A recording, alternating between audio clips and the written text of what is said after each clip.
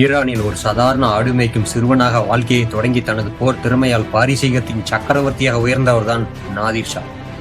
ஆப்கானை கைப்பற்றிவிட்டு 1739 இந்தியாவின் மீது படையெடுத்தார். வெறும் அதிகாரத்திற்காக மட்டுமில்லை, இந்தியாவில் உள்ள அபரிவிதமான செல்வத்தை கைப்பற்றவே அவரது நோக்கம். பிப்ரவரி 13, 1739 கர்னல் சமவெளியில் முகலாயர் பேரரசுக்கும் நாதிர் ஷாவுக்கும் இடையே நடந்த அந்த போர் மோதல் இந்திய வரலாற்றையே புரட்டி போட்டது. நாதிர் ஷா படையில் 50,000 வீரர்கள். ஆனால் முகலாயர் படை 3 லட்சம் வீரர்களுடன் கடல் போல் நின்றனர். ஆனால் அவர்களுக்குள் ஒற்றுமையோ ஒருங்கிணைப்போ இல்லை.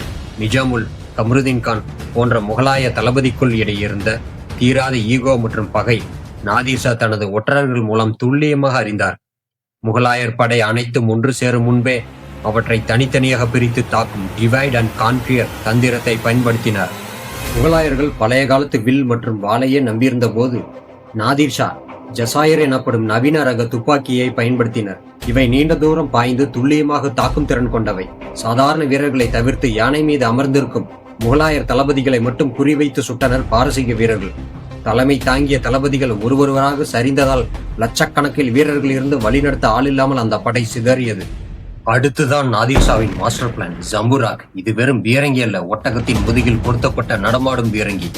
முகலாயர் பீரங்கி அளவில் மிகப்பெரியது. அவற்றை ஒரு இடத்திலிருந்து நகர்த்தவே பல மணி நேரம் ஆகும். ஆனால் நாதிர் ஷாவின் ஒட்டக பீரங்கியோ மின்னல் வேகத்தில் போர்க்களத்தில் எங்கும் சுழன்று வந்து 360 டிகிரியிலும் தாக்குதலை நடத்தும். அது மட்டுமல்ல, முகலாயர்களின் பலமான யானைப்படையை முடக்க நெஃப்ட் எனப்படும் எரியும் எண்ணெய் உருண்டையை பயன்படுத்தினான் நாதிர் ஷா.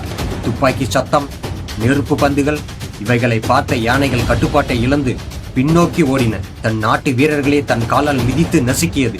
இந்தியாவின் பலத்தையே இந்தியாவுக்கு எதிராக மாற்றிய நாதிர் ஷா இந்த வேகமும் விவேகம் தான் வெறும் 3 மணி நேரத்தில் வெற்றியை தீர்மானித்தது.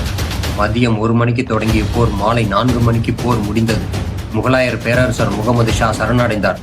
கோஹினூர் வைரம் பதித்த மயில் சிம்மாசனம் உட்பட சுமார் 20,000 கோடிக்கு மேல் கொள்ளையடிக்கப்பட்டது. பாரசீகத்திற்கு திரும்பிய நாதிர் ஷா அவருக்கு தேவைப்பட்ட 700 யானைகள், 4,000 ஒட்டகங்கள் அந்த செல்வங்களை அள்ளிச் செல்ல தேவைப்பட்டது என்றால் கொஞ்சம் கற்பனை செய்து பாருங்கள் எவ்வளவு இந்திய செல்வங்களை அவர் கொள்ளையடித்திருக்கிறார் என்று. எண்ணிக்கையை விட நவீன தொழில்நுட்பமும் சரியான உளவியல் தகவலும் வெற்றிக்கு தீர்மானிக்கும் என்பது இந்த கர்னல் போர் ஒரு பாடம். இது போன்ற வரலாற்று தகவலுக்கு நம்ம சேனலை லைக் பண்ணுங்க, சப்ஸ்கிரைப் பண்ணுங்க. நன்றி.